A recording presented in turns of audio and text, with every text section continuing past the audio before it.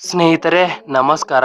ಕ್ರಿಕೆಟ್ನಲ್ಲಿ ಎಂತಹ ದಿಗ್ಗಜ ಆಟಗಾರರು ಇದ್ದಾರೆ ಅಂದ್ರೆ ಅವರು ತಮ್ಮ ಮಕ್ಕಳನ್ನ ಕ್ರಿಕೆಟರ್ ಆಗಿ ಮಾಡಿದ್ರು. ಆದರೂ ಎಲ್ಲ ಸೌಲಭ್ಯಗಳು ಇದ್ದರೂ ಅವರ ಮಕ್ಕಳು ಕ್ರಿಕೆಟ್ನಲ್ಲಿ ವಿಫಲರಾಗುತ್ತಾರೆ.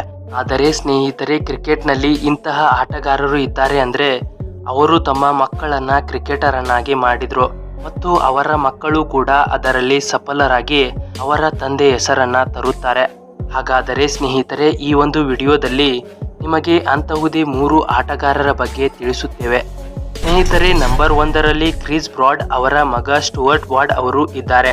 ಕ್ರಿಸ್ ಅವರ ಬಗ್ಗೆ ಹೇಳುವುದಾದರೆ ಇವರು ತಮ್ಮ ಕ್ರಿಕೆಟ್ ಕೆರಿಯರ್ನಲ್ಲಿ 25 ಟೆಸ್ಟ್ ಹಾಗೆ 34 ODI ಪಂದ್ಯಗಳನ್ನು ಆಡಿದ್ದಾರೆ. ಇವರು ಒಬ್ಬ ದಿಗ್ಗಜ ಕ್ರಿಕೆಟರ್ ಆಗಿದ್ರು ಮತ್ತು 1986ರಲ್ಲಿ ನಡೆದ ಏಷ್ಯಾ ಸೀರೀಸ್ನಲ್ಲಿ ಸತತ 3 ಶತಕಗಳನ್ನ ಸಿಡಿಸಿದ್ದರು. ಇನ್ನು ಇವರ ಮಗ ಸ್ಟುವರ್ಟ್ ಬ್ರಾಡ್ ಅವರು ಕೂಡ ಕ್ರಿಕೆಟ್ನ ದಿಗ್ಗಜ ಕ್ರಿಕೆಟರ್ ಆಗಿದ್ರು. ಇವರು ತಮ್ಮ 167 ಪಂದ್ಯಗಳಲ್ಲಿ 604 ವಿಕೆಟ್ಗಳನ್ನ ಪಡೆದಿದ್ದಾರೆ ಮತ್ತು 21 ಬಾರಿ 5 ವಿಕೆಟ್ಗಳನ್ನ ಕಬಳಿಸಿದ್ದಾರೆ. ಇನ್ನು ನಂಬರ್ 2ರಲ್ಲಿ ಜಿಯೋಶ್ ಮಾರ್ಷ್ ಅವರ ಮಗ ಮಿಚೆಲ್ ಮಾರ್ಷ್ ಅವರು ಇದ್ದಾರೆ.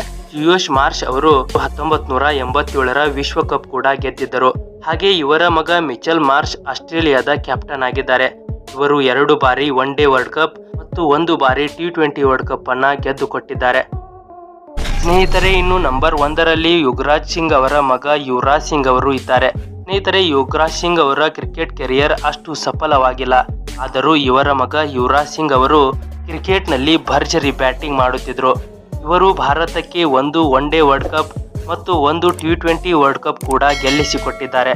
ಸ್ನೇಹಿತರೆ, ಕ್ರಿಕೆಟ್ನ ಇಂತಹುದೇ ಇಂಟ್ರೆಸ್ಟಿಂಗ್ ವಿಡಿಯೋಗಳಿಗಾಗಿ ನಮ್ಮ ಚಾನಲ್ಗೆ ಸಪೋರ್ಟ್ ಮಾಡಿ. ಧನ್ಯವಾದಗಳು.